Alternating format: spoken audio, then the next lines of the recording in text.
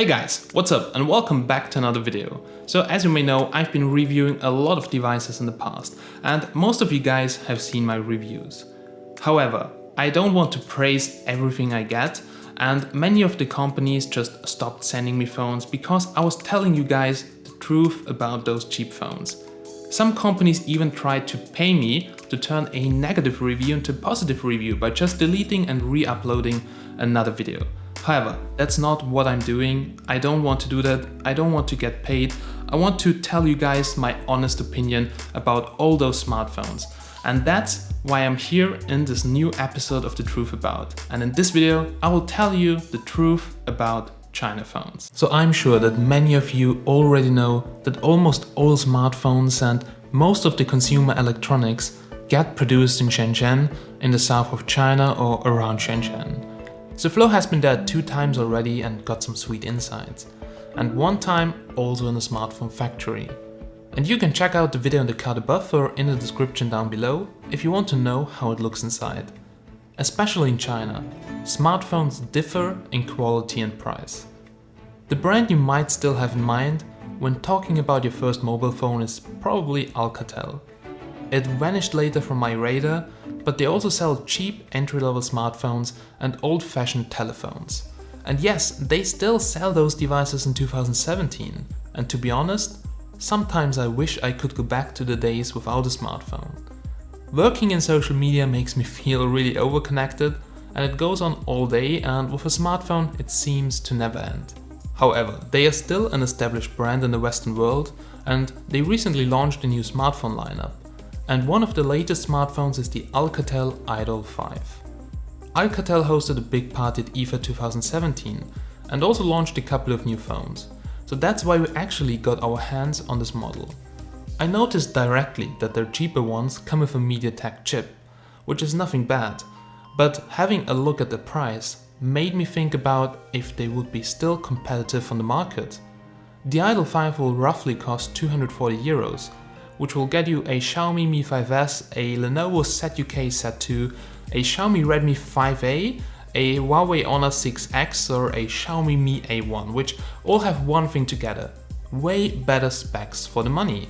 So who would buy an Alcatel smartphone? Well, first let's talk about additional fees which come at you at ordering a Chinese smartphone.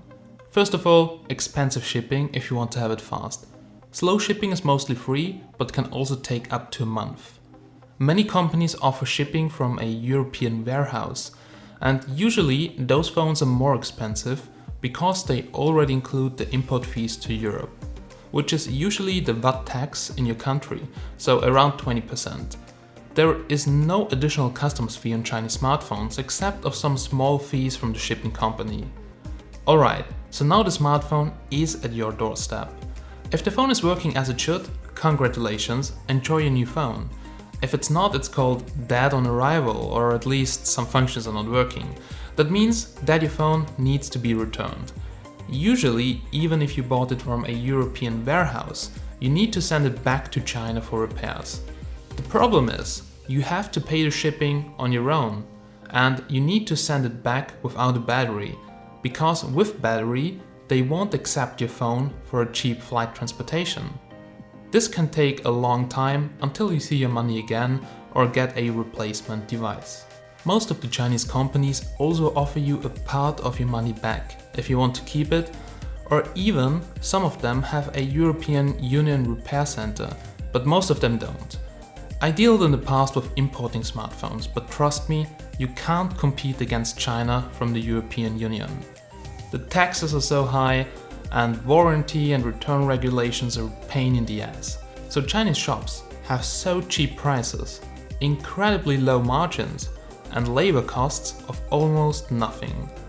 We once visited a Chinese online shop called eFox, and those guys compete against GearBest, and even sometimes they sell without profit just to get more customers.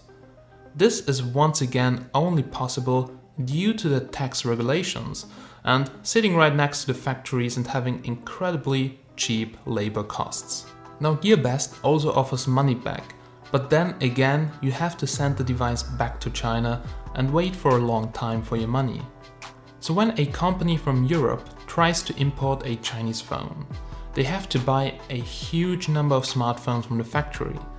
In China, there are so-called OEM manufacturers who make smartphones without a logo, and you can buy those non-branded smartphones and put your own logo on them and call them however you like.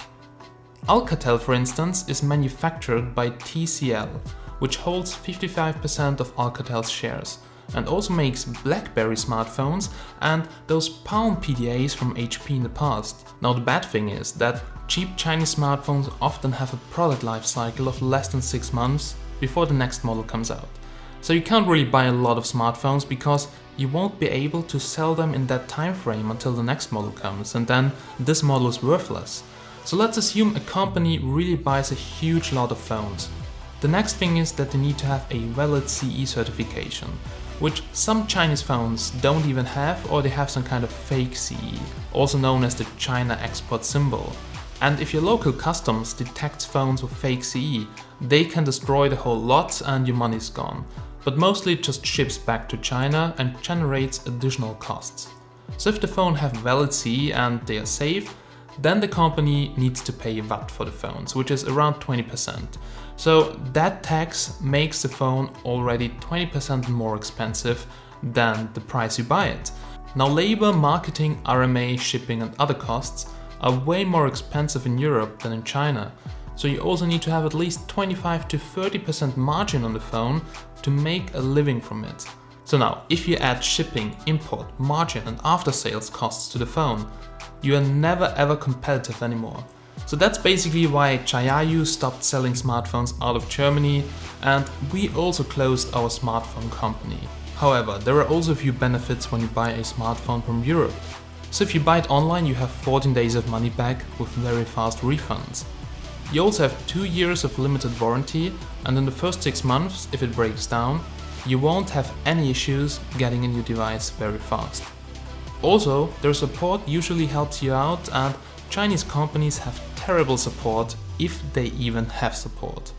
So now you can decide. Get the best specs on the market and the coolest phones for your money and buy it directly from China or a Chinese company with a warehouse in Europe, or play it safe and just go to your local store and grab a budget smartphone like the Idol 5.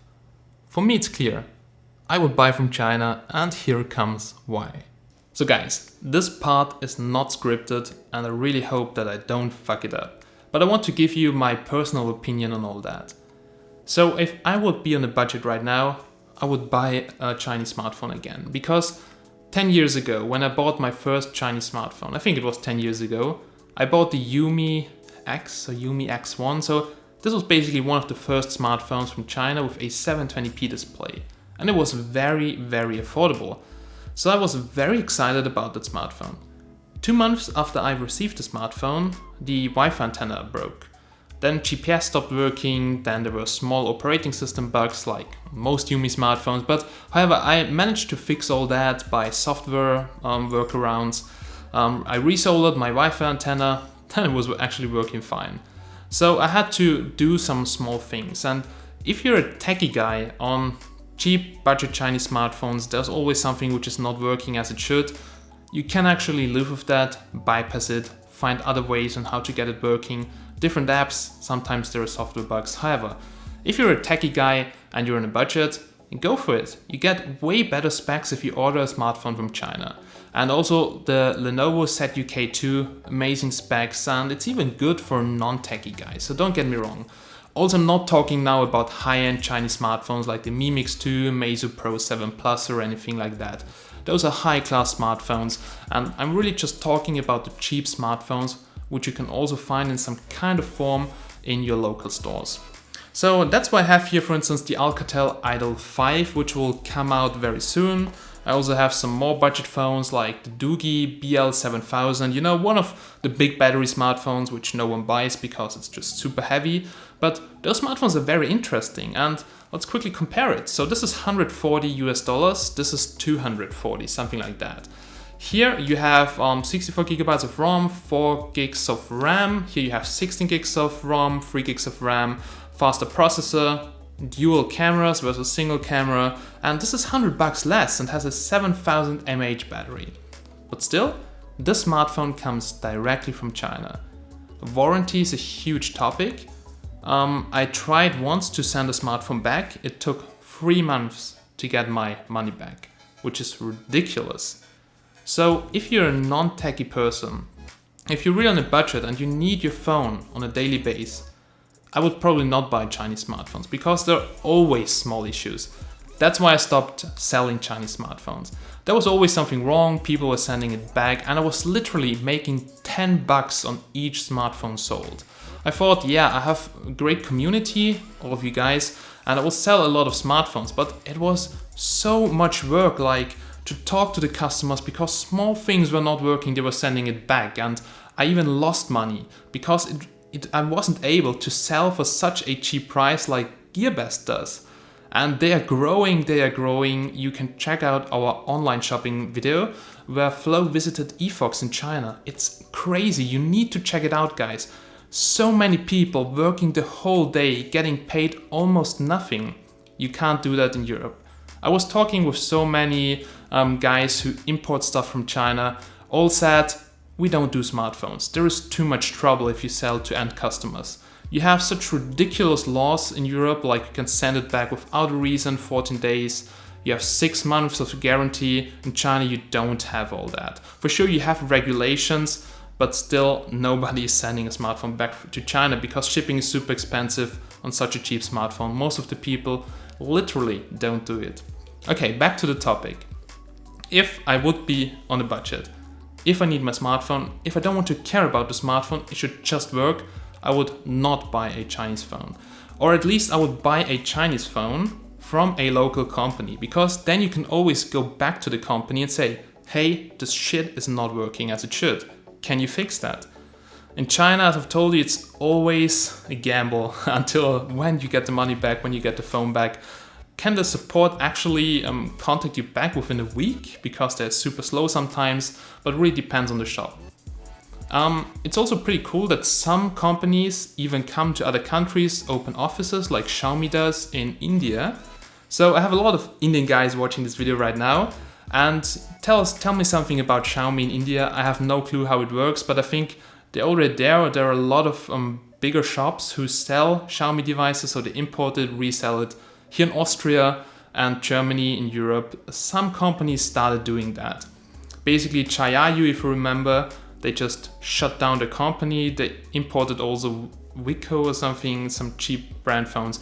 They also stopped doing that because you have the highest labor costs, you have the highest shipping costs, the highest storage costs in Europe, and it's just so not worth it to resell smartphones. At least if you do it in not really big,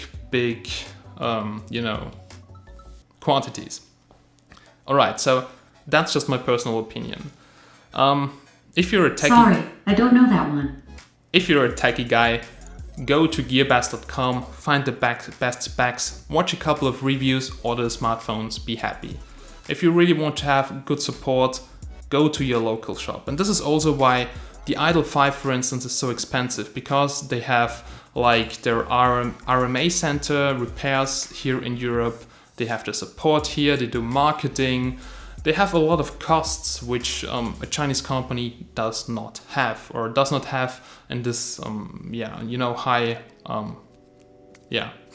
quantities. All right, guys, so that was my quick truth about video about Chinese smartphones. I hope you liked it, and if you liked it, please like this video and post a comment down below under this video.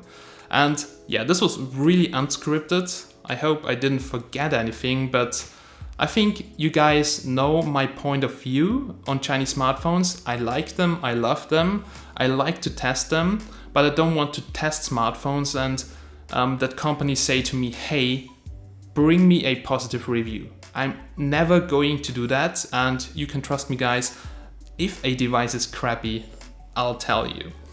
Alright guys, so thank you so much for watching, have a nice day, and I'll catch you in the next one. Bye bye.